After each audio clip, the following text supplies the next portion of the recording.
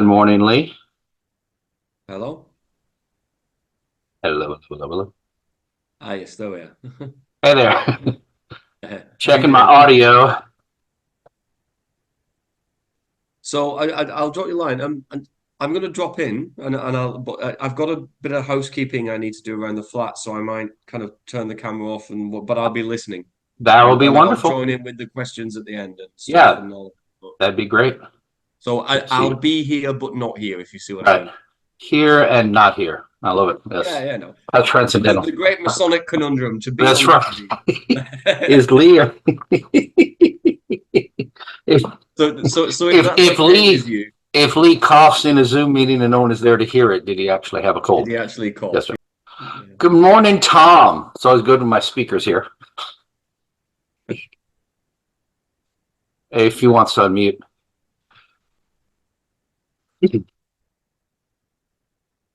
Can you hear me? Yes, yes. You're looking well. Good to see you. Thank you. I'm wearing my Oh, there you go. Masonic jacket and I on. like that. I heard that. I'm wearing a collared shirt because that's my uniform of the day. It's just to wear a collared shirt. Oh, So I need. I'm ready. Everything's all set up. So whenever Okay. you want to get going, I'm Yep. ready to go and excited. The idea that a Facebook group, for example, is secure. It's not. You can limit the membership, but everything on Facebook is accessible to anyone who works at Facebook, and anybody who's tech savvy can interrupt any packet information exchange on the internet and read. They can read your emails, they can read your Facebook messages, they can read what you put in a private group on Facebook. So many people have access to information that's electronically transmitted. To even pretend you're gonna make it tiled or be able to discuss secrets because it's a secure environment, no. The government can do it for a different network that's restricted for that. But for regular people to have something that's actually what anyone would consider tiled is just not doable. And people talk about it like, well, we're doing it. Hey, I'm asking for, we're basically a tiled group. No, no, you're not. You're not. How you doing, Michael? Good to have you with us. I'm great. How about you this morning? Oh, good, good. Been looking forward to this. I did send you a message, and just to invite everybody here, I believe that the Northern Virginia Research Lodge is meeting next Saturday morning. Was it A. Douglas Smith? Yes, yes. Mhm. Yep. So I had to, I'm going to go ahead and start. Good morning, everyone. Welcome to Virginia Research Lodge number 1777's unstated meeting for February 23rd. My name is Chris Douglas. I am the senior warden and overall web guy for Research Lodge. So today we have Tom Varner will be our guest speaker. I was just starting to explain to Michael about, so a couple weeks ago, I found out there was a Masonic educational conference that was planned for this week. Now, when I booked all of my speakers for the whole year, I took into account every other research lodge and then like my Scottish Rite reunions and other Grand Lodge events that I knew of that we needed to work around. So I filled in every Saturday that didn't have something else that was an obvious conflict. We can still have a Zoom if A. Douglas Smith is meeting or Civil War is meeting, but I try to make it so they can attend. And if one of our members want to go to that instead of the Zoom. So that was my first thought. I booked Tom on the 23rd, and then I found out about this Masonic Education Conference. And he and I talked about rearranging and moving to another week. It really wasn't, there wasn't a good week where I could bring him back. And then I found out that they're going to have the same conference in Churchland, which is still in my neck of the woods. So I'm going next Saturday to Churchland, and we kept Tom on this date. That was less mess than me trying to reschedule today. So apologies to Wes and all the guys who are going to be in Berkeley today for the Masonic Education Conference. I would like to be there, but I'm going to see them all next Saturday. So that's what I'm doing. Oh, good morning, Kurt.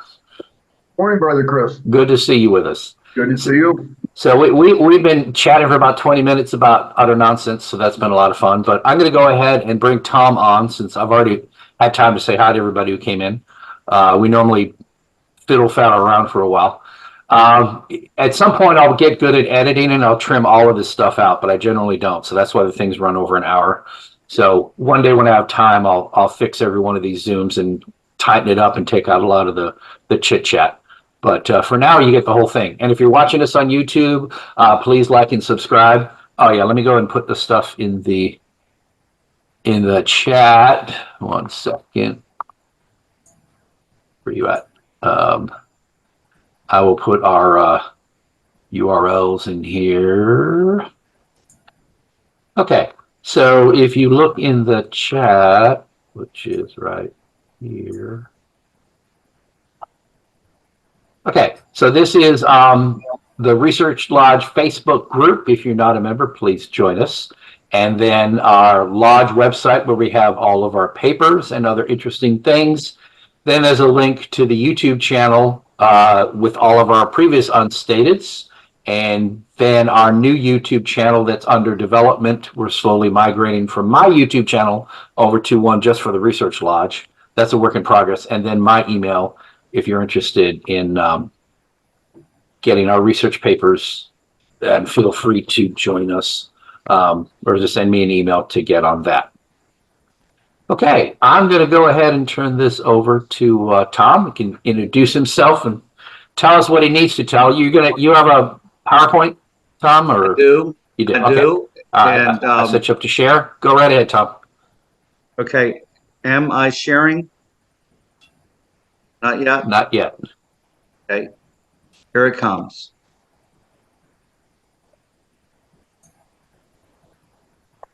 Let me know when you can see. Yep. Very good. Okay. And okay. Let me know if you can see. Yep, you're good. Okay, and I'm going to minimize this thing. All right. So let me first introduce myself and tell you about how a little bit about myself and how this presentation came out to be. I have been a Mason for 41 years and originally raised in Waynesboro. And I came into Masonry through the youth groups. I was in DMLA for 6 years before that. And I past master of Williamsburg Lodge number 6 and past district deputy grand master of District 57 in Virginia, and currently the secretary of Petersburg 15 and also the grand chaplain of the Grand Lodge of Virginia. And I'm also active in York and Scottish Rites. So I learned the ritual many years ago, and I've always been interested in history and geography. And so as I was a few years ago, I was going through thinking about the ritual and where all these place names we learn, you know, when we learn the 3 degrees, when we go into the York Rite, we hear about all these place names and King Solomon's Temple and all that. And I started thinking, you know, I'd really like to plot these out on a map and see where they are and kind of understand things better. So I started putting together this presentation on Masonic Geography probably around 2017 and do it a couple times a year. So this is the first time I've really had a larger audience than just a lodge. Since this is being recorded, I'm going to I'm going to talk about the Masonic ritual and place names and things, but I'm going to stay a little away from any Masonic secrets or anything that shouldn't be known. But I will tell you where things happened and show you what they look like and all. I'm presently broadcasting off my personal cell phone. So if I start to fade out or anything happens, just please speak up. This presentation's about half an hour. So I hope you enjoy it, and let's go ahead and get started. Any questions before I start about the background or anything? If not, No, you're good. Go ahead. let's just jump in. Let's move this up a little bit if I can. There. Okay. As I mentioned, our Masonic ritual makes many geographical references, and you know, I was interested in where they are and what they look like. So we'll start with the Middle East and Israel, and then we'll talk about the place locations and 3 Blue Lodge degrees. And this is pretty Virginia centric, by the way. I only know the Virginia ritual. I was active in Illinois for a few years. But so if hopefully wherever you are, you have heard of these things. And I'll touch at the end on the Royal Arch. So let's just do a quick map of the Middle East. And when I started this 7 years ago, I didn't know, none of us knew that the Middle East would blow up again. But I kind of wanted to get you oriented as to what the current Middle East looks like. That way, when I start showing you the older maps, you get an idea. So, of course, here's Israel right here along the Mediterranean, and north of it's Lebanon. To the northeast is Syria, Turkey. Across the Jordan River from Israel is the country of Jordan. Of course, to its southwest is Egypt, and southeast is Saudi Arabia. And Gaza, by the way, is right here.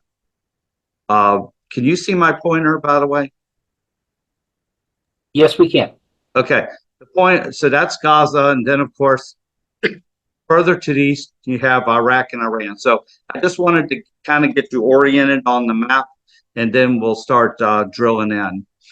So in the Master Mason's degree, we talk about Abraham and how he's about to offer up his son Isaac, and so we'll start with Abraham, and he was born in Ur, and which is now Iraq here in Babylonia, and his father Tahar took him.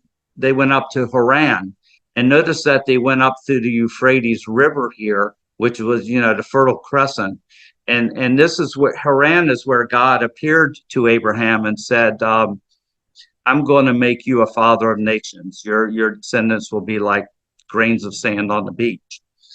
And so Abraham then, of course, traveled to Canaan, which is down here. So that's present day Israel, but back then it was a series of other tribes that were inhabiting that. But what's important about it is the path he took, which he follows all the waterways up here, all the way up to Haran, and then, doesn't cross the desert and everything, and comes down to what is now the area of Jerusalem, and that's where he's settled, there in Canaan. And when I get towards the end, if any of you are Royal Arch Masons, I'll again show why this pathway is important. But that's the way people would generally travel because they did not want to cross the Arabian desert. So that's how our Masonic story starts, of course, with Abraham. And I'm kind of leading through the entered apprentice degree and with things, and then we'll get to the Master Mason degree. And we learned in the entered apprentice degree the lodges are situated east and west, and so every Masonic lodge is built in the form of King Solomon's Temple, and King Solomon's Temple is situated east and west. And the reason for that, of course, is that when God led the Israelites out of Egypt, and they crossed the Red Sea, they once they reached a safe place in the wilderness, they built the tabernacle and situated it east and west. So that biblical scholars disagree on exactly where they crossed the Red Sea. Some people think that they crossed it down here, but others think that they traveled into the wilderness and they were chased, of course, by Pharaoh and his chariots. And this is where they think they camped, and then they crossed the Red Sea here, where it's a little less deep. And then they went over to Mount Sinai, which of course is where the 10 Commandments were issued. So when we hear the story of Moses and how he led the children of Israel, through a miraculous east wind, the Red Sea was parted. Most people think it occurred right here. And in our Masonic installation, you especially with the chaplain's his charge. It talks about masonry as a pillar of cloud by day and a pillar of fire by night, and that's how God led the Israelites out of Egypt. He was a pillar of cloud in front of them during the day and a pillar of fire at night. And when they would camp, then the pillar of fire would be right there, showing them that God was with them at all the time. So that's another reference that's in our Masonic writings and our Masonic ritual. And so this is what they think was the path that they traveled, of course, to get to Mount Sinai. Now, another part of our ritual, in the Master Mason's degree, they reference to the 12 tribes of Israel, and we hear those names called. They're called in the order that Jacob had his sons, and I have here a map of how that land of Canaan was settled, and this is important to us Masons. And I'll show it in a number of ways. Down here is Jerusalem, right here, which is in the land of Judah. And over here, east of the Jordan River, and with the tribes of Manasseh, Gad, and Reuben, that's the land of Gilead that we hear about in the Fellowcraft degree. Jephthah and the men of Gilead, and I'll get to that in a few minutes. But that whole area, which is now the country of Jordan, was originally settled by the half tribe of Manasseh and brother Gad and brother Reuben. We learned that Grandmaster Hiram Abiff was he was of the tribe of Naphtali. Well, actually, his mother was from the tribe of Naphtali. His father was a man of Tyre. And Tyre is up here at the very top in the tribe of Asher, and Naphtali is right here. So Grandmaster Hiram Abiff was the northern man. And when King Solomon summoned him, of course, he brought Hiram, king of Tyre, from up in the area of Phoenicia. And Hiram, king of Tyre, knew Grandmaster Hiram Abiff as a great man skilled in arts and sciences, and brought him down from the north, and they came down to Jerusalem. So I kind of wanted to show you where these tribes are located. So you have Tyre up here, you have Naphtali, and then here's part of Manasseh over here. And by the way, that's the same Manasseh as Manasseh Lodge, number 182 in Manassas. Same son of Joseph. Joseph had two sons, Manasseh and Ephraim. And here is Ephraim, and those are the famous Ephraimites that we'll talk about in a few minutes also. And notice that you don't see Joseph here, and you don't see Levi here. The reason, of course, for that is in the 12 tribes, the Levites were given possession of all the holy vessels in the temple. They were basically the clergy, the priests. So God was their inheritance. They weren't given land, but they were given sanctuary cities. And Joseph, because that left 11 tribes, and Joseph was the favorite son, and he had gone to Egypt and brought the family there to escape the famine, and he had saved the sons of Jacob. He was given a double portion when his father Isaac was handing out blessings. So of course, then his two sons, Manasseh and Ephraim, received all that land. And because Joseph was the favorite son, and Ephraim was Joseph's favorite son, then the Ephraimites they got some of the choicest land, and but they also became very proud and haughty. And so we'll talk about that when we get to talking a little bit about the Fellowcraft's degree and the Ephraimites. So this is kind of where everything is. And again, here's Gaza down in this area. I kind of want to keep referring to that because it's such a important place right now. So this is how the 12 tribes were settled, and this plays very much into our Masonic ritual and current history and what's happening nowadays as to how these lands were settled.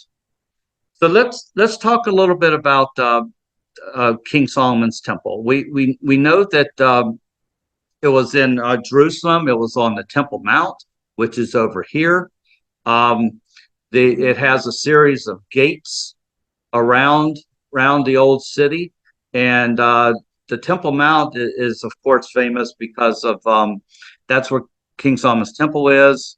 That's where David met and appeased the destroying angel, as we learn in the Master Mason's degree. It's where Isaac, where Abraham was about to offer up his son Isaac. There's a number of reasons why that's a holy place. Always been a holy place. So just wanted to get you oriented on the old city of Jerusalem. So let's talk a little bit about in the entered apprentice degree. They talk about how the Temple of Solomon was built. There was not that sound of axe, hammer, or any pull of iron heard in the house. The quarries of Solomon. This is an actual picture. The quarries of Solomon in Jerusalem. They are on the north side, not near where the temple was being built, and so they were quarrying there. And you can actually go there and see this. Most of these pictures I pulled off the internet. So that's all of these are real places, and you can see where the stones were hewn, squared, and numbered that the quarries were raised. So here's a picture. I think this came from one of the old slides that you used to see in the lectures that are interesting, showing how the craftsmen, the 80,000 fellow crafts and the 70,000 entered apprentices were preparing the stones. Then the timbers were felled and prepared in the forests of Lebanon. And as I was showing earlier, the Lebanon, of course, is to the north of Israel, but originally it was part of Israel extended into it. And here is Tyre, which was at the northern part of Israel, and then you have Sidon, and up here were the forests of Lebanon. You can see the Dead Sea here, the Sea of Galilee. Here's the Jordan River. You have Jerusalem there and city of Joppa that we'll talk about. And so the trees were floated 90 miles. Remember, Israel is not a big place. It's about the size of New Jersey or maybe Vermont or something. And so things are really close. And so Lebanon is not that far north. They would cut the trees up there in Lebanon. They would take them down to Tyre, and they would put them on floats. And then they would float them right down to Joppa, and then they would take them across land to Jerusalem. And Joppa to Jerusalem is only about 45 miles.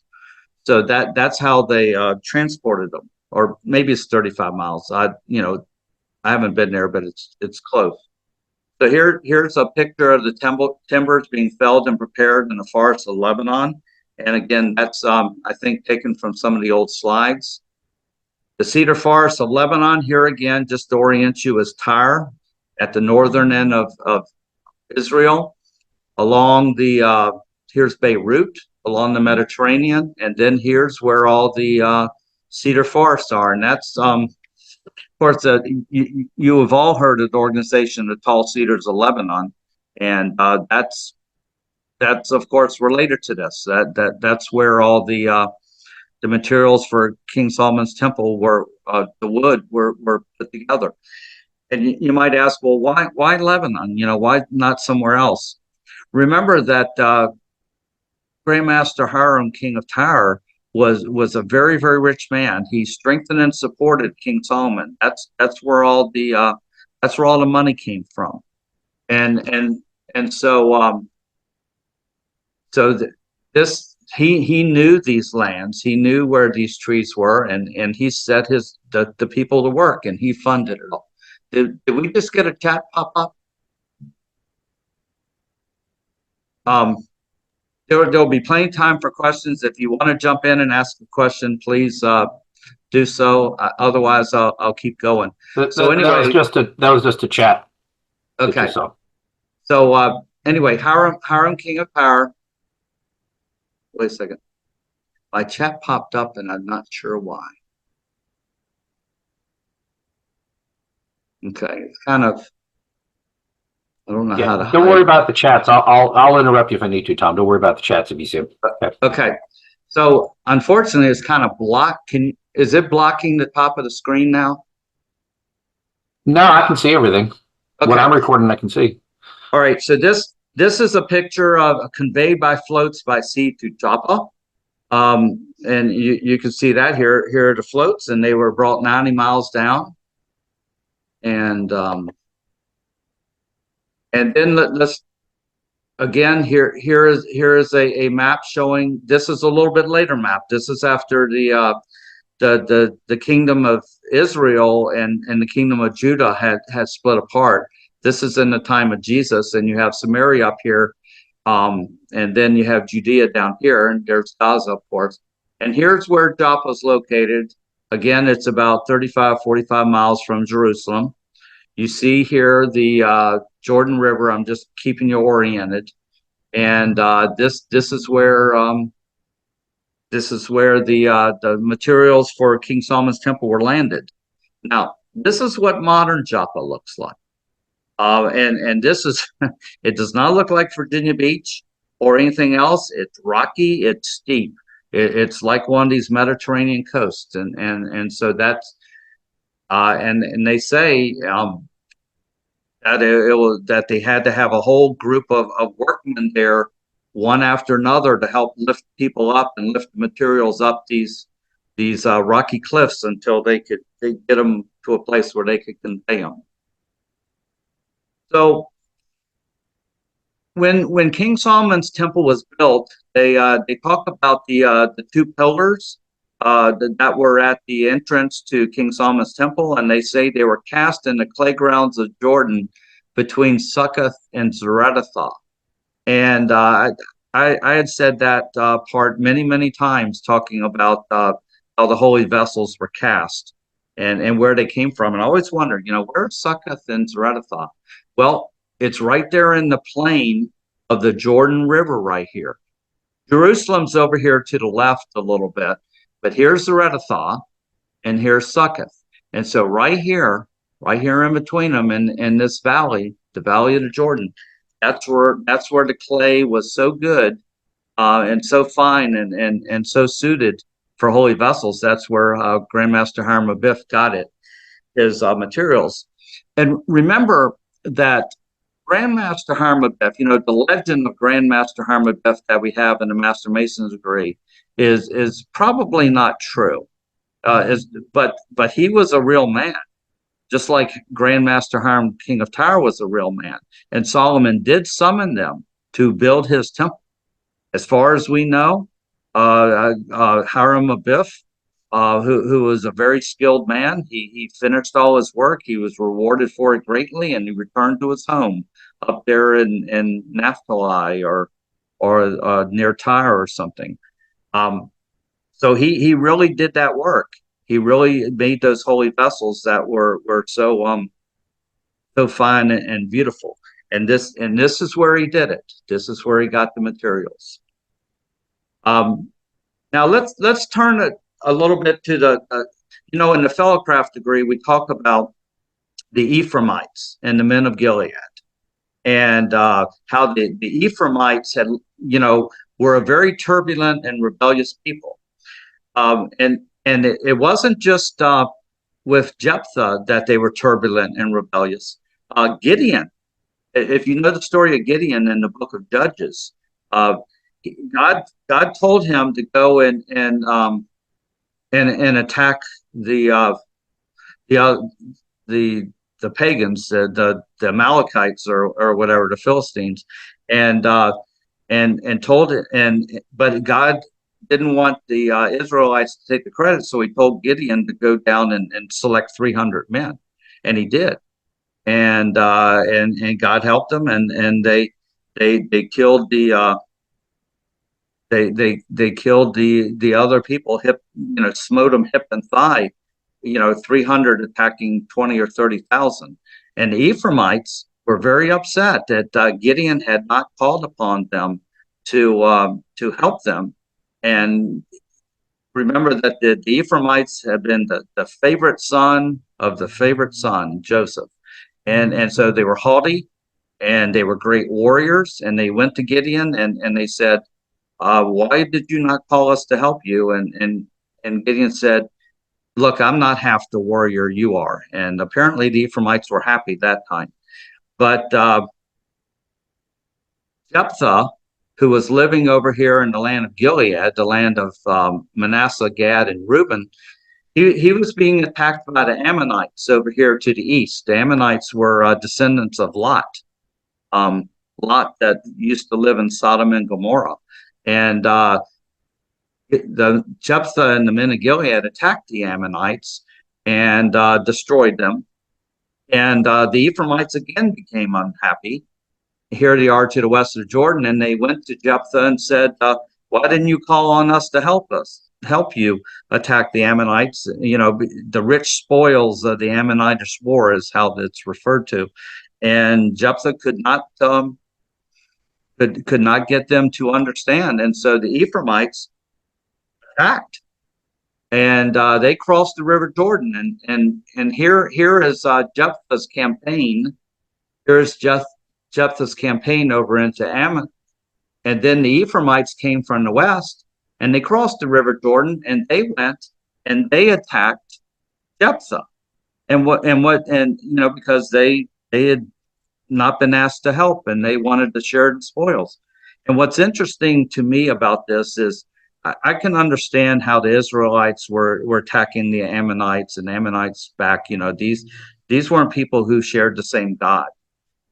But the Ephraimites and the men of Gilead shared the same God.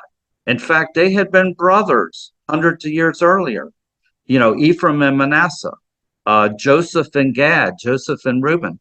And here they are attacking each other, smiting each other hip and thigh, and they don't even speak the same dialect or the same language. And it's interesting how when brothers don't act brotherly towards each other, when they start forgetting the 5 points of fellowship and so forth, how they can turn on each other. And here are tribes of Israel fighting each other hundreds of years later over something as passing as money and spoils. So when we learn in a fellowcrafts degree about Jephthah, this is the crossing of the river Jordan right here. Jephthah's over to the east, the Ephraimites are over to the west. And so the story that we tell about in the fellowcrafts, I was always interested in where that happened and all. And now you can understand where they crossed the river Jordan. And of course the Jephthah and the men of Gilead destroyed the Ephraimites, all but a remnant. So this brings us to Israel, and or rather to Jerusalem. I kind of wanted to show you a modern picture of what Jerusalem looks like from the southeast. And so here's the Mount of Olives. That's right there. That's where Jesus rose up and ascended. Here's Mount Moriah, where King Solomon's temple was. And by the way, that's the Temple of the Dome that has now been erected there. But that's the original site of King Solomon's temple. And I think this is the Wailing Wall right here. And you can see the different valleys and so forth. So that's the current picture of Jerusalem. And let's talk a little bit more about Mount Moriah. As I said earlier, that has been a holy place for a very long time, long even before Abraham. That Enoch had recognized it as a holy place. So when and it's on the eastern side of Jerusalem.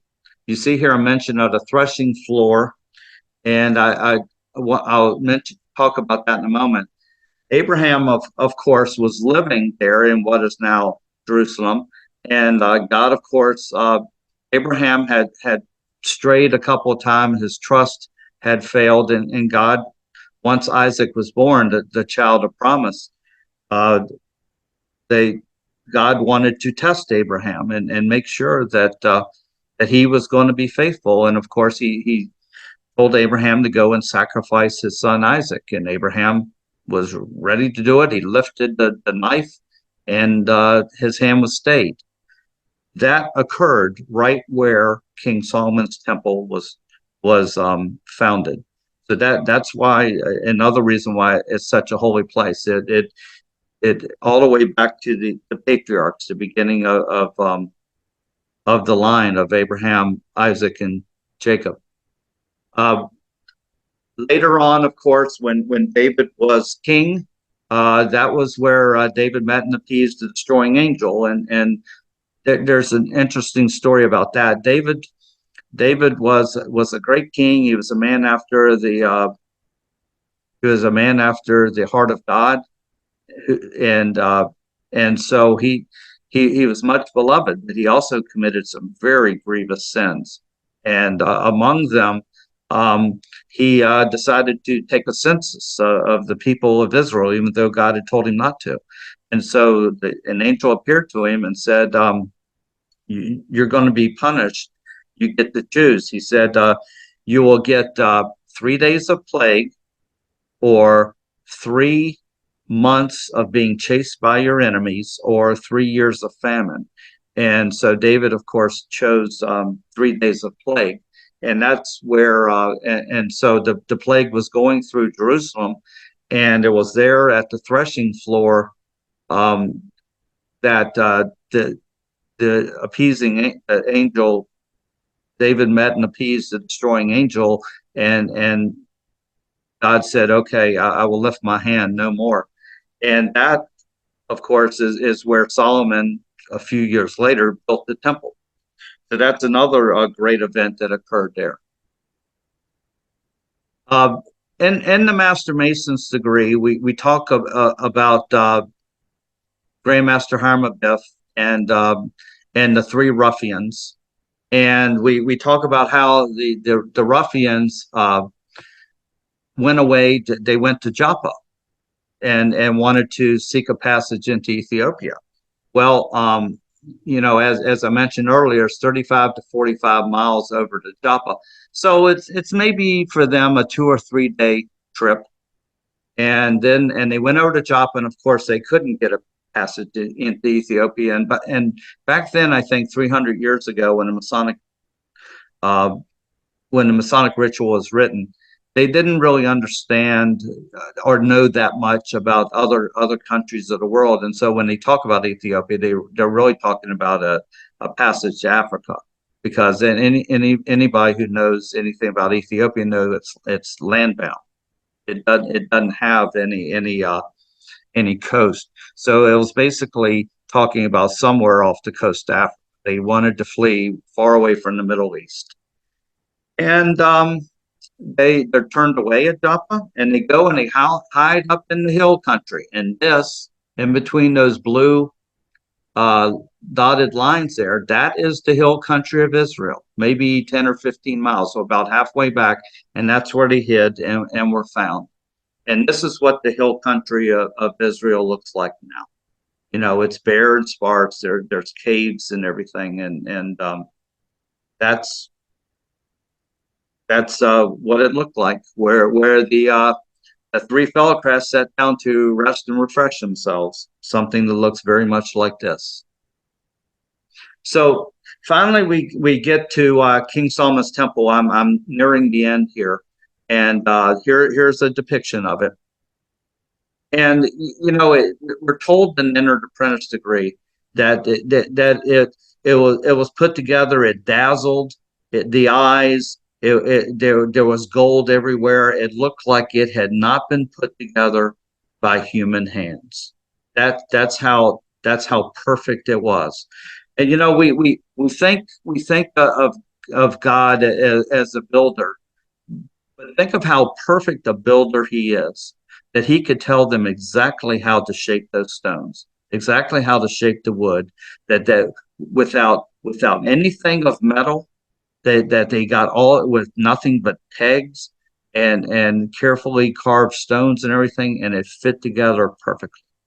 And if you think about how the Ark of the Covenant was built, or Noah's Ark, or the tabernacle, and all the details that you read about in the book of Exodus and Numbers and all that of what the kind of carpentry and stonework that God directs. He is a builder in every way, and so this temple, of course, was just very, very magnificent. But of course, it wasn't spacious. It was only about 150 feet long, and so we think of King Solomon's temple as some immense structure, like the White House or bigger, or like the cottages of mansions of Newport or something. I'm sure there are houses in Virginia Beach or Richmond or around Washington, D.C. that are much bigger than King Solomon's temple was. But what, of course, made it different was this was where the Holy of Holies was. This is where the Ark of the Covenant was. And this is where God settled. He was there, a visible, living presence inhabiting that building. That the priest could go in once or twice a year and speak with him. But he was there and they could see. And so here's some depictions of the dedication of King Solomon's temple and what no one really knows what it looked like, but there's lots of depictions. This is one. Now, I mentioned a little bit that I'm a member of the York and Scottish Rite, so I kind of wanted to give you a little bit of geography that relates to them without going into the degrees a lot. But in the 13th Scottish Rite degree, they talk about Enoch and how Enoch discovered that God revealed to Enoch the true name of God. And this is the Enoch who lived well before the flood and who was so righteous and walking before God that he never died. God took him up to heaven just like he took Elijah. And so Enoch, God revealed to Enoch his name because he was such a favorite. And Enoch wrote it on tablets of gold and buried it at the bottom of a vertical shaft. Now, that is exactly the same place where King Solomon's temple was. And now this is Masonic legend because it's certainly not written in the Bible. But in the 13th degree, the Royal Arch of Solomon, you hear that King Solomon is excavating for the foundation of his temple, and they discover a vertical shaft, and they lower a man down, and he finds this chest with the gold plates in it, and is told the true name of God. So that's one version of how the name of God was determined, and one Masonic version, and you have a vertical shaft there. And then in the Royal Arch degrees, you learn that Solomon had built a horizontal shaft, but a pathway from left to east to west that was under the temple, and that's where they were going to store all the holy vessels if they were ever attacked. And so you think about these two things under King Solomon's temple.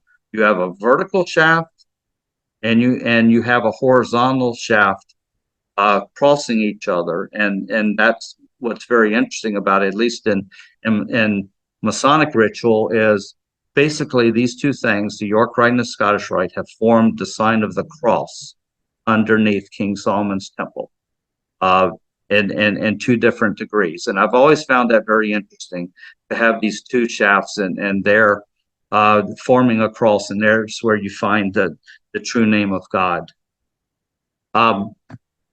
Also, a couple mentions about the Royal Arch degrees. In the Royal Arch degree, you actually hear about and see the destruction of King Solomon's temple, which is depicted here. And they are taken to all the remnants of Israel, all the captives are taken to Babylonia. And notice that as they go along, they pass all through these river valleys, which is the opposite of the original pretty close to the original path that Abraham took, except he went in the opposite direction. So that's how people had to go. And so they were led this way over to Babylonia, where they were for about 70 years. And then, of course, King Cyrus releases them, and they go back to Israel and in Jerusalem, and they start rebuilding the temple. A remnant did. And this is also covered in the Royal Arch degree about the various paths they took. And this time they actually crossed the desert. They don't follow the river all the way up and down. They cross the desert. And so their travails are talked about in that in the Royal Arch degree. And finally, this is a depiction of Zerubbabel's temple, which is nowhere near as ornate as King Solomon's temple, of course. And that's the same temple that was there for 600 years, even in the time of Jesus. And, Jesus, they looked on it and said, look at this temple, how beautiful. And Jesus said, I tell you, there will be destruction, not one stone left on another. And that's what happened in 70 AD when the Romans came in and destroyed Jerusalem and put many people to the sword and tore down the second temple. And there's been nothing there since.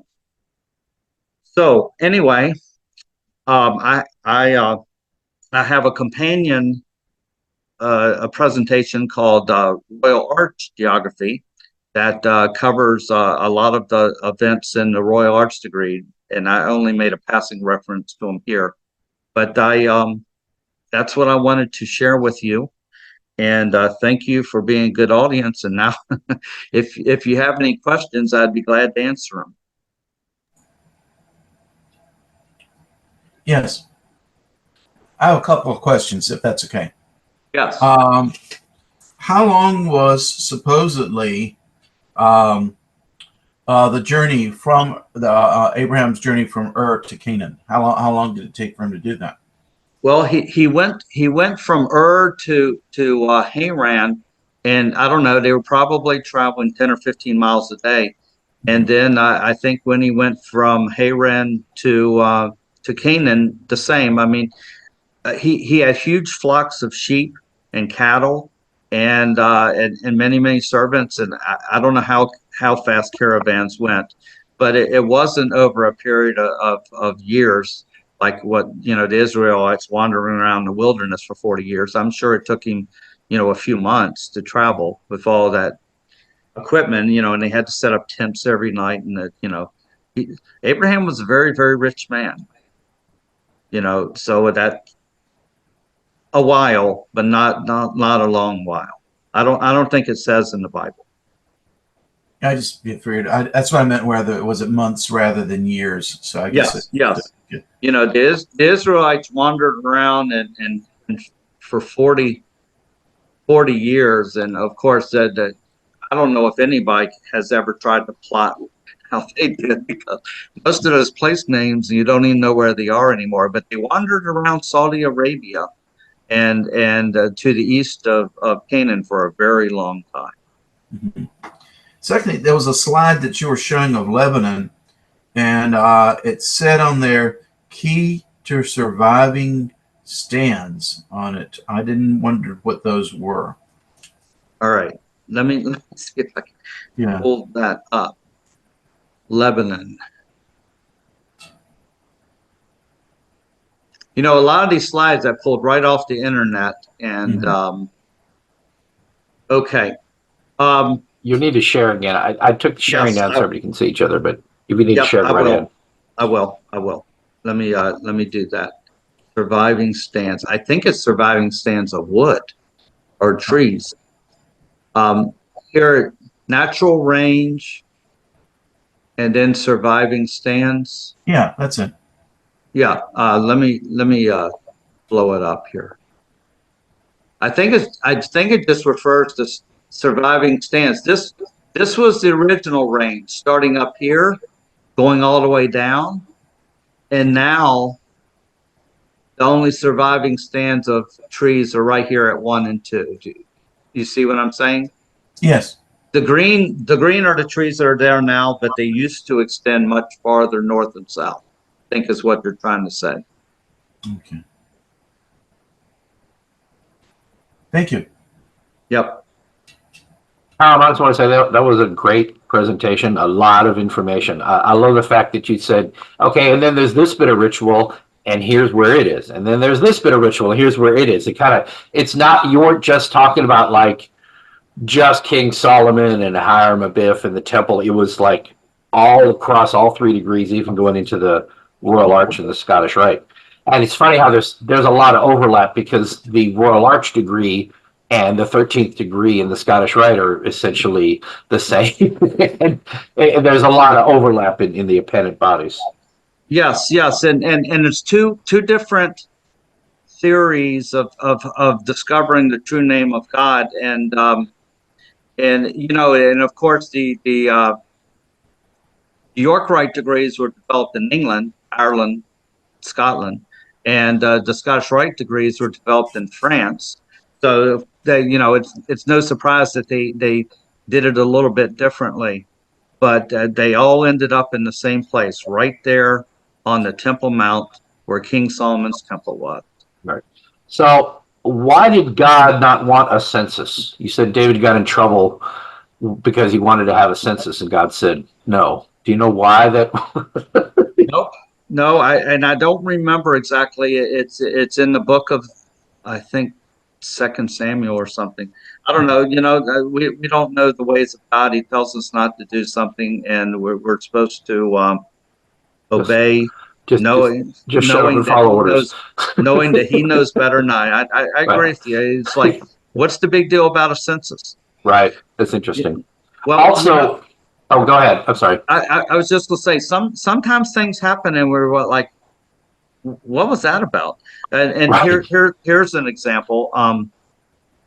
The Philistines stole the Ark of the Covenant, and then the Ark of the Covenant started infesting all the Philistines with boils and toads and all kinds of terrible things. And the Philistines say, "Come and get this thing and get it out of here."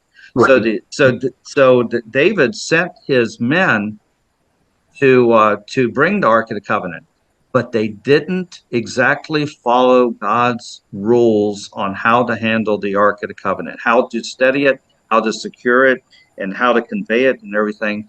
And one time they're going along on oxes or something in the Ark of the Covenant, and one of the oxes stumbled, and one of the men reached over because it looked like the Ark was going to fall off, and he touched the Ark, and he fell dead on the spot. And I remember reading that saying, well, that seems a little too much, but our way, his ways are not our ways. So I think obedience is the thing he wants more than anything. Exactly. Oh. I do remember hearing the stories about how because when they were still using tabernacles, so they were still building tents, and the Ark of the Covenant was like an innermost room before they built the temple. The high priest had a rope around his waist, and only the high priest, and only if he wore certain raiments, he had to have his headdress had to be a certain way. Everything he had to be just right before he was allowed to enter the Holy of Holies and approach the Ark. And Yes. he had the rope around his waist, and all of the other priests were outside. So if he went in and he displeased God or did something wrong, they just pull on the rope and drag his dead body back out of the room because they weren't allowed to go in the room after him. Yes. That always stuck with me. Let me mention a couple other things. We're almost out of time. Is We don't have to cut off in an hour. when no one ever comes into the presence of God or has God revealed to them and stays unchanged.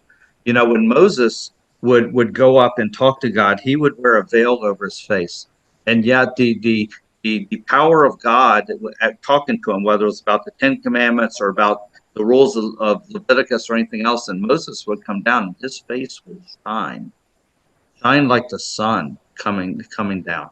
And there are other times, there were many times where people, an angel would speak to the people or God would speak to them, and they would fall flat on their face from the power. When in the Garden of Gethsemane, when Judas showed up with the the other people to arrest Jesus.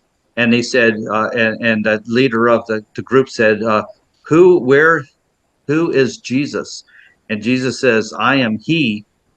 And they all fell down just from the power of his words. And so, that these sorts of things, this sort of power that we experience sometimes, whether it was Moses talking to God or the priests going into the Holy of Holies or whatever, it's just immense. Right.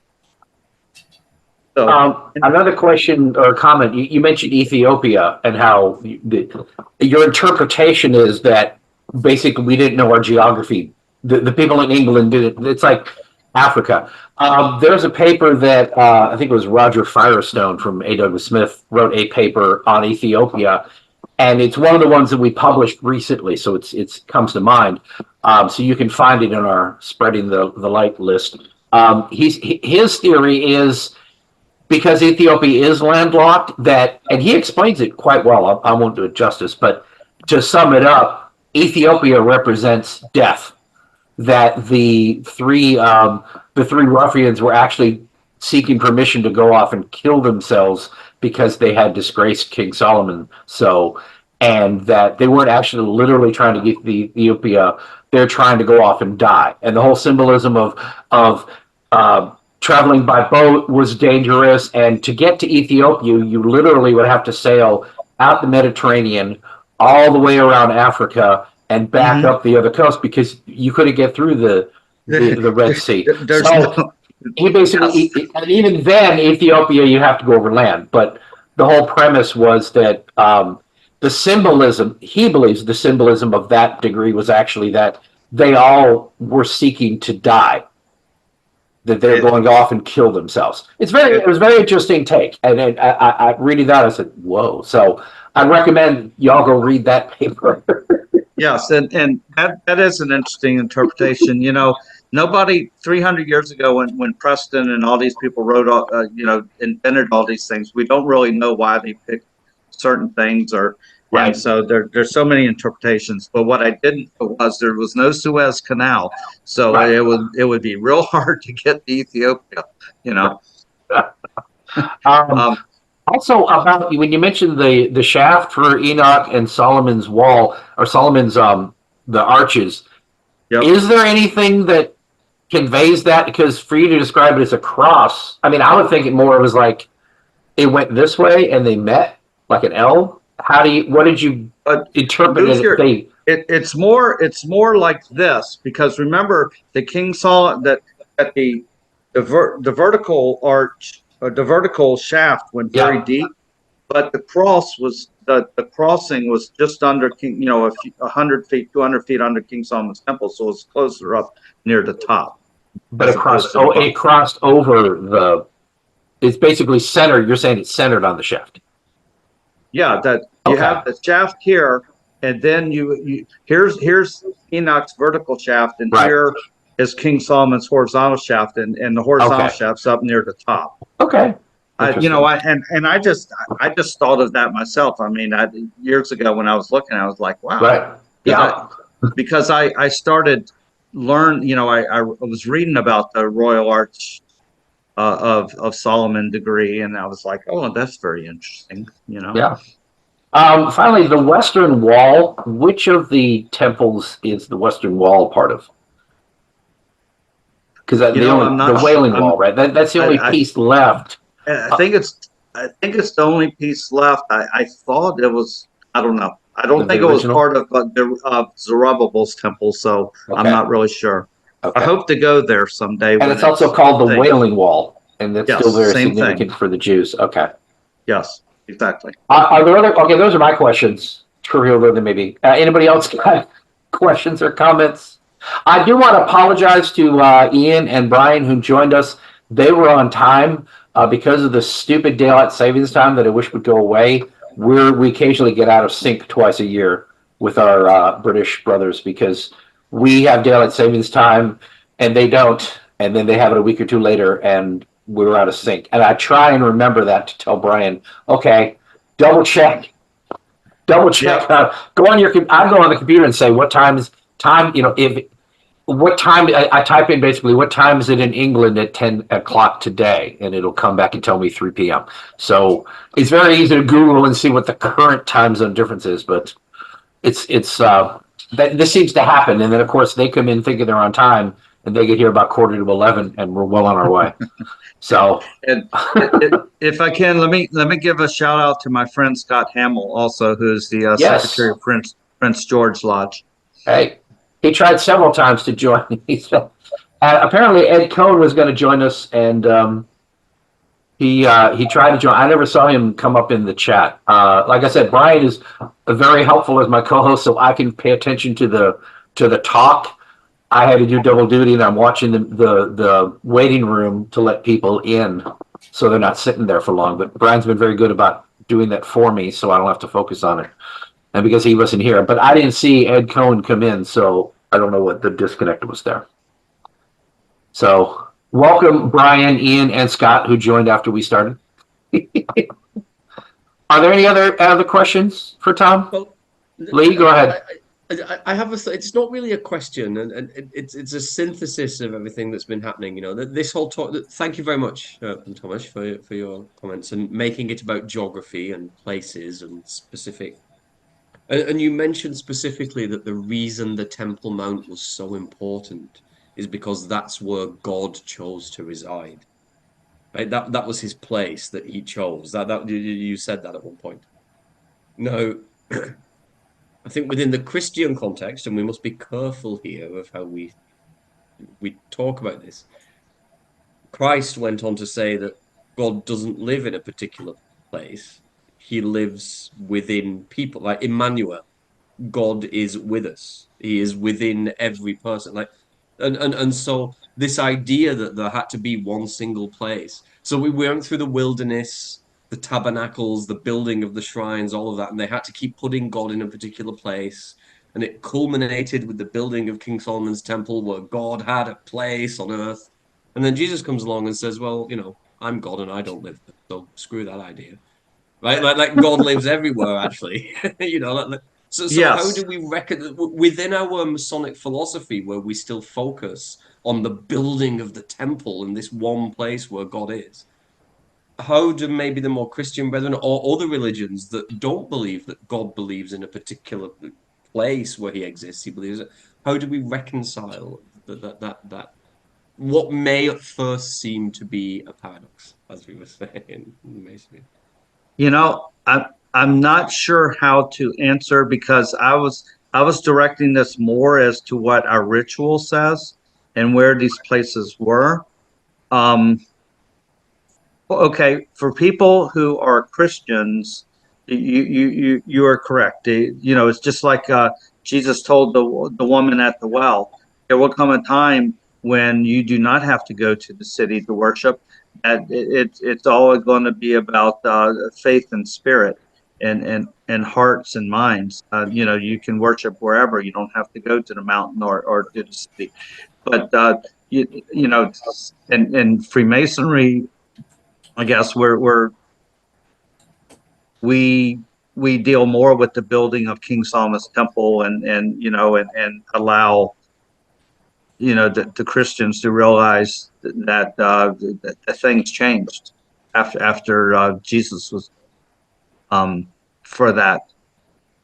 So I don't think I'm giving you a very satisfactory answer. I think, you know what, Freemasons, we allow everybody to worship as they see fit, recognizing that we do have one God, and we do answer to Him. Hey, Lee, I'm going to hazard a guess, an answer to that, I think.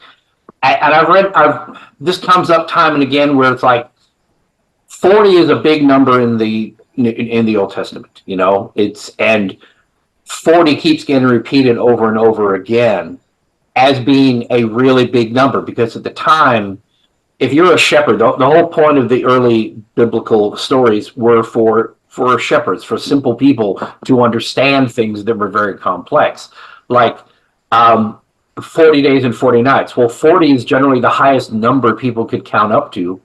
So that just meant a huge number. And everything was phrased like it's frustrating to meet people who take the Bible literally. And when God chose to give us, He created the world in 6 days and rested on the seventh. That was to give us a structure for the day, for the week, so that we have every 7 days we have an opportunity to stop and worship God. That's the focus. That's the whole point. If you look at all of our calendars and everything that drives our days and everything, the Earth orbits the sun in a year. So everybody understands a year. The sun rises and sets every day, so everybody understands a day. The moon waxes and wanes every 30 days, so everybody understands a month. As far as I can tell, I can't find any astronomical thing that explains a week. So we have a week strictly for religious reasons to give us a chance to come back every 7 days and worship God. So I think at the concept, I'll give you a chance to respond. The idea for the Jews who couldn't relate to the idea of God being in everyone is, well, the only way they can relate to God is we have to basically build a house for God to live in so He can come down and live with us. So they had to put a physical place for Him to put His presence and give us a way to show our respect and worship by building this magnificent structure around where He's going to live. Yes, God could go live in everyone, but He chose to present Himself where, well, this is my house and you come see me in my house, because their minds couldn't grasp the idea of a Holy Spirit. And then later on, Jesus was able to put that to us and say, I'm in everyone. Go ahead. Right, exactly right. But it's our limited capacity. It's not what God said, or well, okay. Should never speak on behalf of God.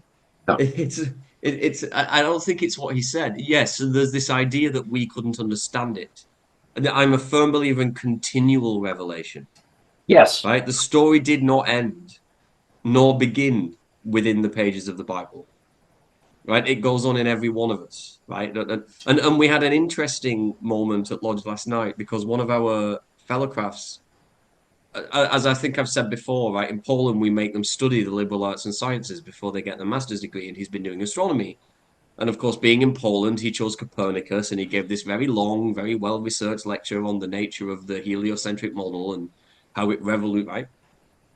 But what we forget is that there's been another revelation since then, right? Einstein. You might not understand it that way. Maybe you've not studied it hard enough, but Einstein said, no, it's okay. The sun revolves around you, right? All motion is relative. You just choose where you're measuring it from. Like your point of reference is what's important. And as long as your predictions match reality, the model itself doesn't matter. That is what modern cosmology is all about, the relativity of speed and position, right?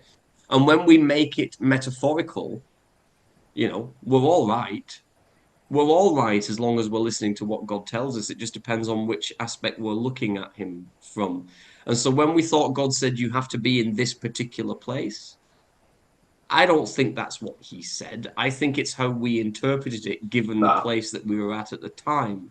And times have changed, and so now it's time for a new interpretation. Like possibly, maybe. Just as a... I hear you. That's interesting. I just want to add something to the number 40 you were talking about. Yep. I was talking about this with my pastor one time. That's why is that number 40 turn up? And he goes also that 40 was generally when one generation is fully going. So for the ancient Hebrews, they would have had children, and then their children would have become adults. But they would have had children by the time they were in their 20s. And then 20 years later, their children would have become adults, and they would have started having grandchildren. And Right. about 40 was, for many people, that was a life expectancy to have gone to see your grandchildren. So they will have fully turned over. Right. You're for your leadership to turn over to the next generation. Yeah. Yes. And 40 is a very interesting thing because it's not, yes, it's 40 the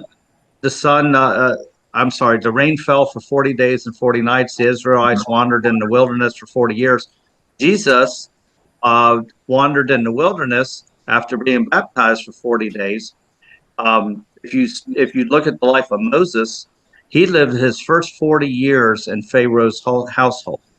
He then lived the next 40, and then he fled over to Midian. He left the next 40 years in obscurity, um, raising a family. And then when he was 80 years old, he encountered the burning bush. And his last 40 years were spent leading the Israelites out of the wilderness. So, there's 340s there. And as I was studying Moses recently, I realized that. Well, and after, and the Israelites wandered in the wilderness for 40 years because after they were asked to take over the land of Canaan, some of them balked. And so, just like what Michael just said, God said, okay, you're going to wander around here until everybody who's presently alive of this generation that balked is dead. And it took about 40 years. Yep. So that you're right, Michael, that was a generation. Go ahead, Brian. You're on mute, Brian.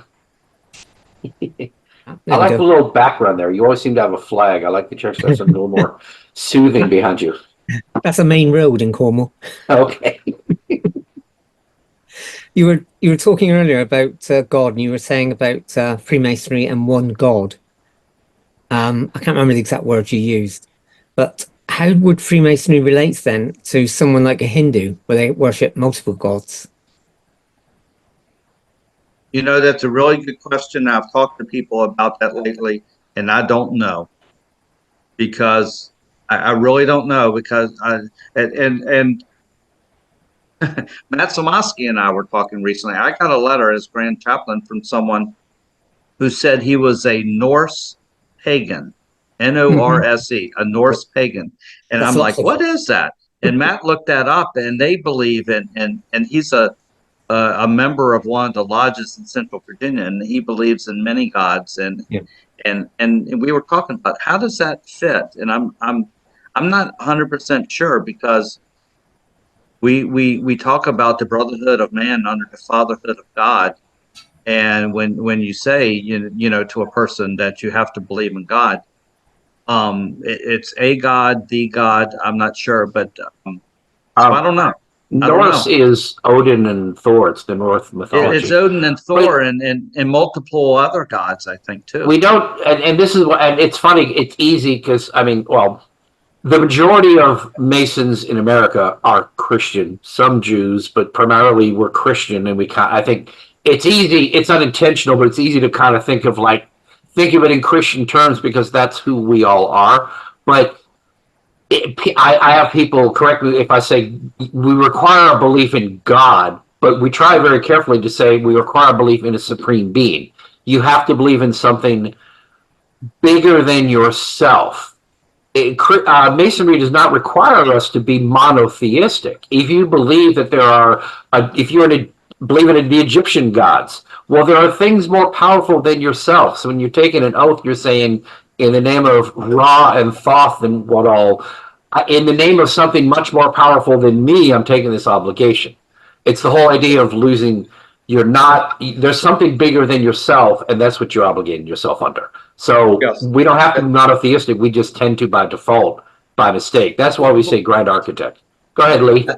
Lee's chomping at the bit. Because it's really, like, I think even within Christianity, we do ourselves a disservice, right?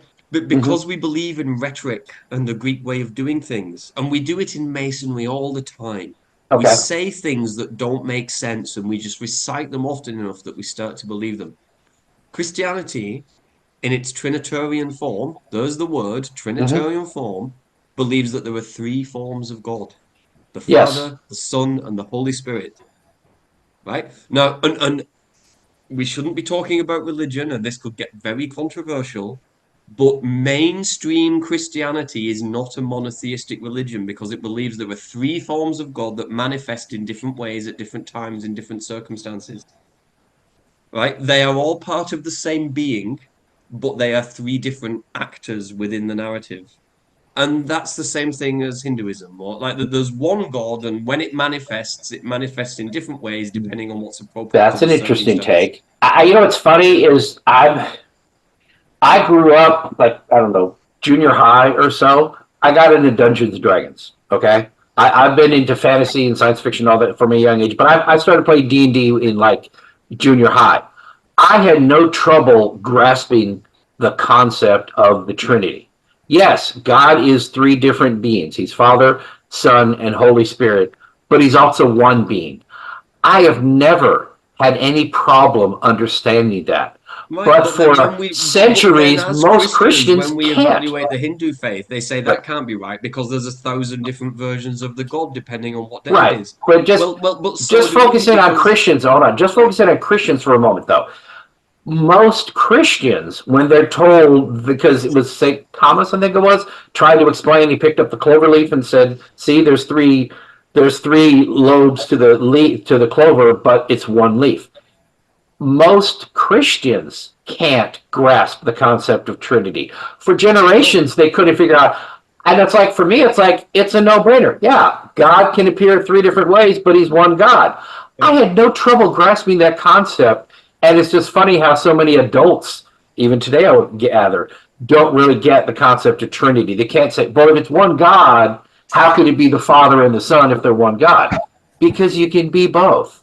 But you may have a point. It may be that there's one divine supreme being, and he chooses for this group of people, I'm going to show myself in 1,000 different reveal ways. myself in this way, and to a different For group them. of people, I'll reveal myself this way. And It's like saying, one of my favorite sermons is Trinity Sunday, right? Mhm. And I always give it in terms of quantum mechanics. You all know I'm a mathematician, physicist, really by training, right?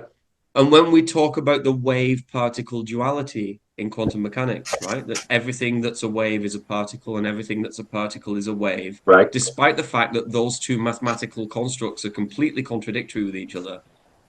And yet, I'm with The you. answer to all of that is that an electron is neither a particle nor a wave. It is an electron, and it is what it is. Now, we have constructed methods of understanding it, and in certain ways we understand it this way, and in certain ways we understand it that way. Right. And depending on exactly what we're doing with it, then it behaves in the way that we've expected. But what we're doing here is we are shoehorning the nature of the electron Yes. into one of the two boxes that we've predefined for it. And Because when we take God, which sometimes I think we are very, very guilty of doing the same thing to him, or her, or it, or Right. she, or whatever. We construct a construct, and then we try to force God into it to make us feel happy exactly. about it. I think if I can create the entire universe, I can do anything I want. And I think it's a bigger problem most people have. I think a lot of non-religious people have. It's like, well, God can't do this, blah, blah, blah, blah, blah. If a being can create the entire universe and everything in it, I think they can pretty much do whatever they want. Yes. I mean, that we limit God and try and express him in human terms. So, and that's where we go wrong. I think you're right about the electron. It's like we don't understand it. We measure it this way, you measure it that way, but we don't really. You're right. It's too easy to tie ourselves in knots trying to understand it instead of accepting that. Well, if I look at it this way, it's this way. If I look at it this way, it's this way. I don't really know what it is yet. I just know this much. Instead of arguing about whether an electron is a wave or a particle, Mhm. why not just say these are two ways that we have of understanding the world? The Right. electron doesn't seem to fit into either of them, so we need a better explanation. But don't argue with each other for centuries about whether it is one or the other, because it's clearly neither. We just don't have the right language yet because we don't understand it well enough. Right. Well, yes, and brother Lee. By the way, I am a chemical and mechanical engineer with advanced degrees, and so I know what you're talking about. And you know, there's the Planck uncertainty principle and all kinds of stuff. There's so much we don't understand. And when Einstein showed that the only constant in the universe is the speed of light, and everything else is relative to it, including time and distance and all that, you know, that's a very interesting thing, because suddenly we can see that there that perhaps God is, he is a fourth dimensional being that we just cannot understand. He's beyond time. So Well, yes, and that's the thing. I wouldn't like to put specifics on it like that, saying he's a fourth dimension. But yes, yeah, like well, it is our we know own he's beyond limitations and time. understanding. We know he's eternal. But anyway, so thank you for that. I share a scientific background with you. In the times that I've ever looked at it, it seems to me in the practical application of masonry, oftentimes what we find is that individuals that seem to be attracted to the structure and the knowledge and things like that typically come from backgrounds or belief systems that generally have some sort of concept of a singularity. So, the Trinity is experiencing the same God in three different forms, or in Hinduism. I think even Hinduism may have some sort of two sides of it where some believe that they're more individual gods, whereas one believes it being multiple forms. And it tends to happen that folks that join Masonry come from backgrounds that have a belief in more that there can be multiple forms, but typically considered to be one God in multiple forms. And the things that I've ever looked at, that seems to be kind of a pattern that I've seen. Probably not a rule or anything, but just something I've noticed. Well, yeah, and I think you asked about Hindus, and I don't know a lot about them, but I know about, I think Brahma is one of the supreme beings, and Shiva is another one, and there's another one called Viva or something like that. Vishnu. Vishnu, yeah. And they're responsible for the different phases, right? Creation, destruction, and continuation. Yep. Which, Yep. 3 degrees, initiation, fellowcraft, master, yeah, very good. But one thing, and I can see, I believe that Hindus believe in a supreme being. Certainly Muslims do, Jewish, Christian. I was wondering about Buddhists a little bit, because I don't think they really worship Buddha. Buddha was a person, but. And I don't know if they recognize the supreme being. I think they think God is in us all, and you keep getting reincarnated more and more until you achieve a state of karma, something like that. I think we have, like, obviously you can't be an atheist and be a Mason, because if you believe that man is the beginning and end of everything and all we are is man, then the obligations mean nothing, because the whole point of the obligation is I am pledging to something beyond myself that I will follow these rules. And if the only thing we have to go on is your word that you're not going to follow our rules, that's not good enough. That's why you have to believe in a supreme being. Now, I guess if I knew a Buddha, I would love to meet a Mason who was a Buddhist who could explain to me how in their mind they reconcile it. Because again, I can't tell you what an electron is. Lee can't even tell us what an electron is, so I can't tell you what a Buddhist Mason thinks. I'd have to meet one. At least I could ask one. You can't ask the electron. So if I had to, if you put a gun to my head and say justify a Buddhist being a Mason, I would say, well, if a Buddhist believes that all of existence is all of consciousness, we're just simply an outcropping of that consciousness that's actually part of a much larger thing beyond us. And I'm supposed to improve this shell that I'm currently wearing and bring it to a higher state of consciousness. So when I die, I come back as a slightly elevated form and I make that grow.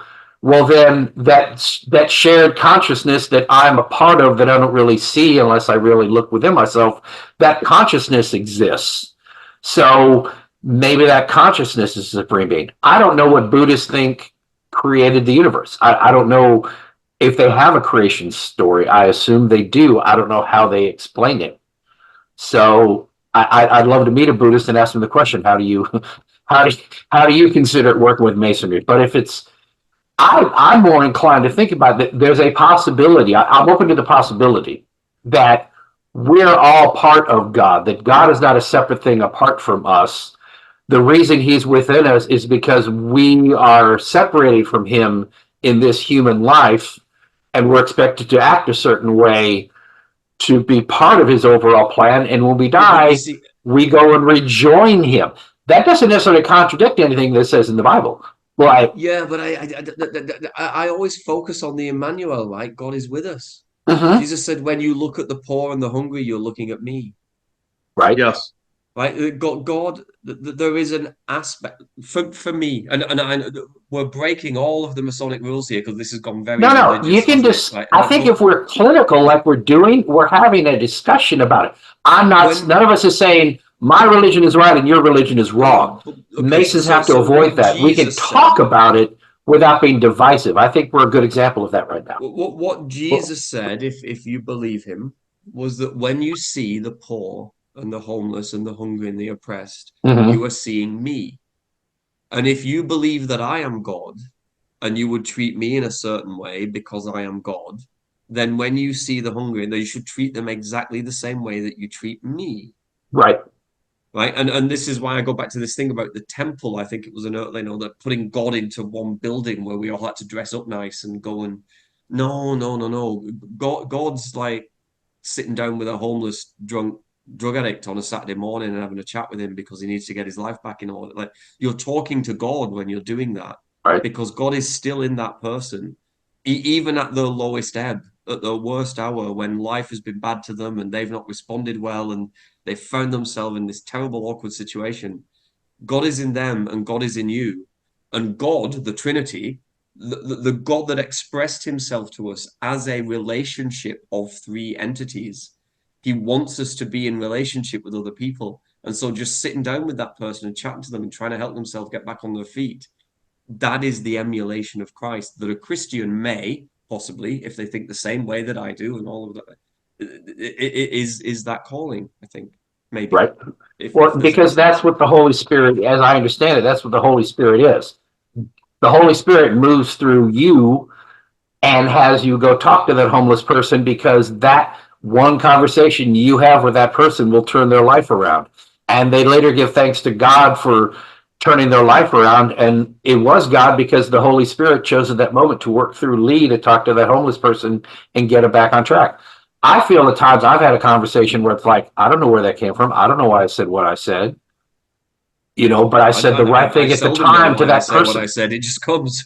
Yeah. So that is how as I understand the Holy Spirit, it's God working through each of us. And sometimes we're listening, and most of the time we're not. Sometimes we're not, and we fail, and we don't always get it right, But doesn't it make sense then that the Jews of Moses's time weren't ready for that message that God is within all of us? So God had to present himself in a way that they would be able to relate to. I mean, they just built the golden calf. It's like, we're scared. Let's build a golden calf and worship that. God had to present himself in a way that his chosen people would relate to him and do what he wanted them to do. Right. It's like, now y'all aren't ready for this. I'm going to wait another couple thousand years, and then Jesus will come and tell you the next stage in your evolution. And that's what I'm saying about continual revelation and why it becomes difficult, because once we've pinned these stories down and it becomes the book, the Bible, the set of stories, it's like, yeah, but that story, that message, that version of revelation wasn't for us. It was for them. We are just fortunate to have a record of it that we can look into. Right. But that version of revelation may not be appropriate for us. And so we shouldn't use these books and these texts as like final statements on how it is that we should be, because it was a very different world that God was revealing himself into at that time. Right. And I'm not saying like keep your eyes open for the second coming and prophets, and maybe I am, but I'm saying it in a much lower tone. We're all prophets of God. If we believe in it really, truly, deeply, then every one of us speaks on behalf of God every time we speak, because that's all that's happening. He's speaking, so we should listen to each other. And the stuff that happened in the past, it happened in the past, and the stuff that's happening now, it's happening now. And we share what we feel we've been shared, and try and make it work the best we can. I guess, I hope, maybe. Well, You are all brothers to me, and I love you all. So how about that? That's perfect. I can't improve on that.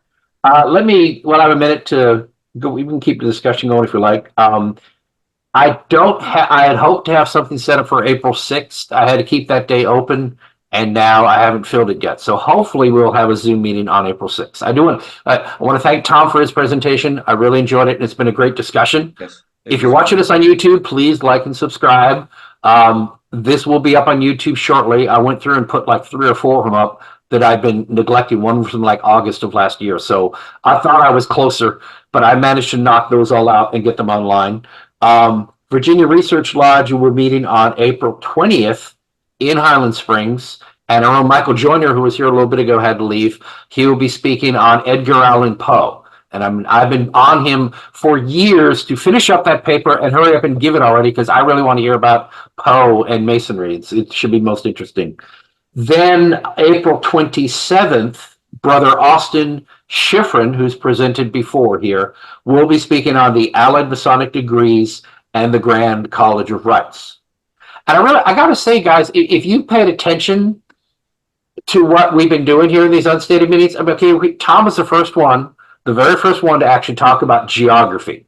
In any of these talks we've had, he's gone in a whole different direction, and I think it's wonderful. He's tying together on a map things we heard in ritual. I've never seen that before, so I think that's great.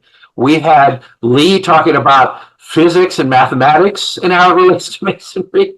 We've had we run the gamut here. We have a lot of people talking about we've talked about alchemy, we've talked about Rosicrucianism, but I want to do more about that. We've talked about Kabbalah. We have more than one talk about Kabbalah, and we barely scratched the surface. And then the next one we have coming up, we're talking about actual Masonic bodies, the AMD and all that that are operating.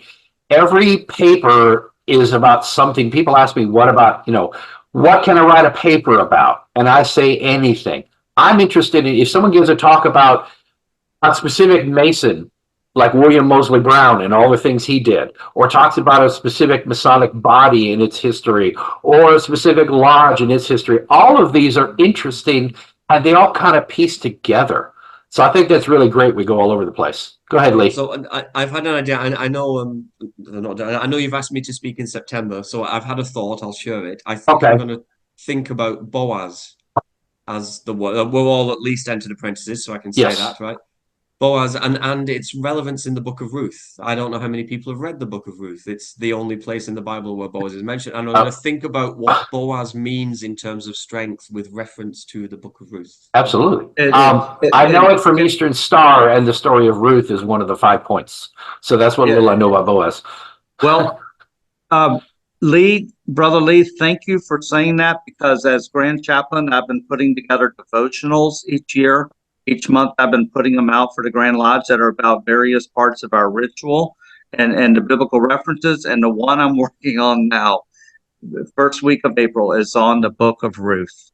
And maybe we could have a conversation privately about this then. Maybe you could help me with what I'm about to prepare. Well, can in the chat, can you give me your email address, please? And I will include you on the devotional when it comes out. But Boaz is a central figure in Masonry, and I'm going to talk about how central he is and how important the book of Ruth is. And I've done that a few times. Okay. Lee.Eccleston53. Thank you. That's mine, yeah. But I thought the same thing. We teach every initiate that the first word is Boaz, and that means strength. But why does Boaz mean strength? And when you look into the Bible, he only shows up in this one book and how we behave, and that's meant to be our model of strength, I suppose. And that needs to be unpacked and reimagined and thought about a little bit. But I look forward to talking to you about it. Sorry, Chris. That's awesome. Now, I mean, the point I was driving at, I touch on this because it's sort of like I want to move forward with it, but I need to spend some time thinking about what it means. But it seems like I've tapped into something in doing these unstated meetings. They started because of COVID, and we couldn't meet in person, so we started doing unstated meetings because it went without saying that we weren't allowed to call this a stated meeting. So I said, fine, I'll call it an unstated meeting.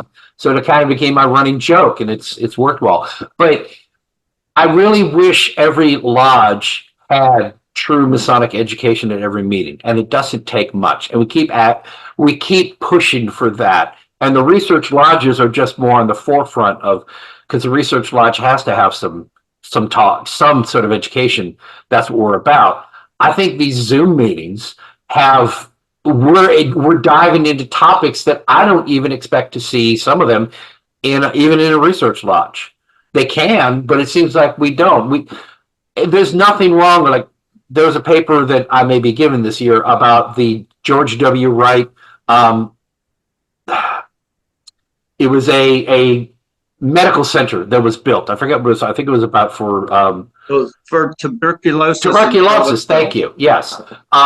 Someone gave a paper on that. The Masons lodges came together and built this tuberculosis center, like almost 100 years ago, and contributed to build. And it's something we should be proud of and talk about. And it's based on George W. Wright, who was a Grand Master. There was a lodge in my district called George W. Wright that folded a few years back.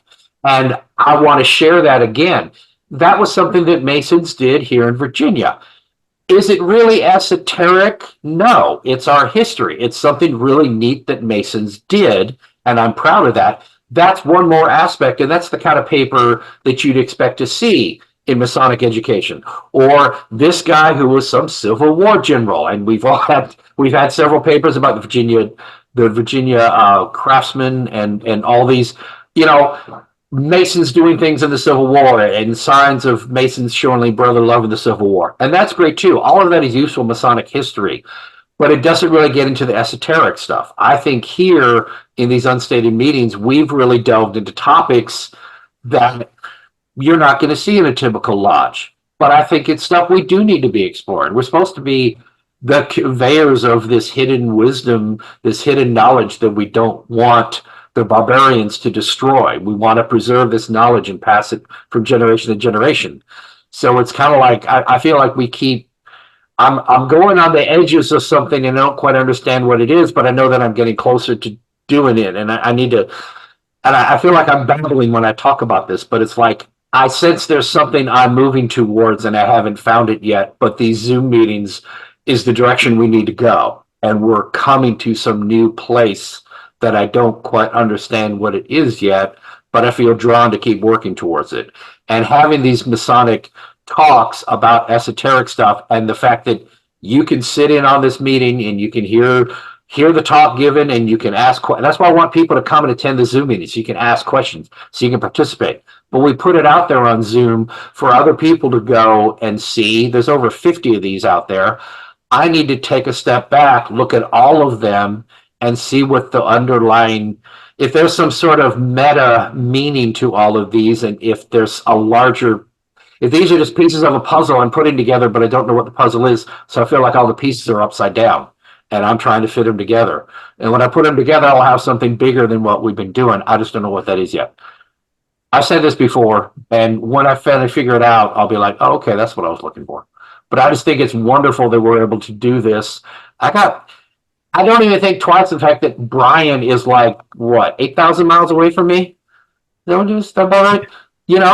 I mean, we got guys all over the world who tune in for this little Zoom meeting. And there may only be 10 of us in a meeting, but I got people on 3 different continents at times. So it's like, that's just amazing. The technology lets me just throw this little thing together, and we have brothers in different time zones, in different continents coming together and spending an hour or two together. And it's commonplace. I don't even really think about it. Like, Brian's living in England. If you told me 20 years ago that I'd be having regular Masonic meetings with guys in other countries, and we just I was used to seeing Brian's face as I am anybody I see in my lodge down the street. So it's just weird that it should be more awe-inspiring than it is, but the fact that it's commonplace just blows my mind. You know what I mean? So it's like, obviously we're meant to be doing something here, and we're moving in a great direction. And I try not to feel bad that there's only 10 people and not 20 or 100. I'd love it if there are 100 people every one of these, but there aren't. But I'm reaching all of you. So I appreciate all of you for being here today. Even if there's only 10 of us, that's okay. The 10 of us are going to have a good time and have a good conversation and learn something we didn't know.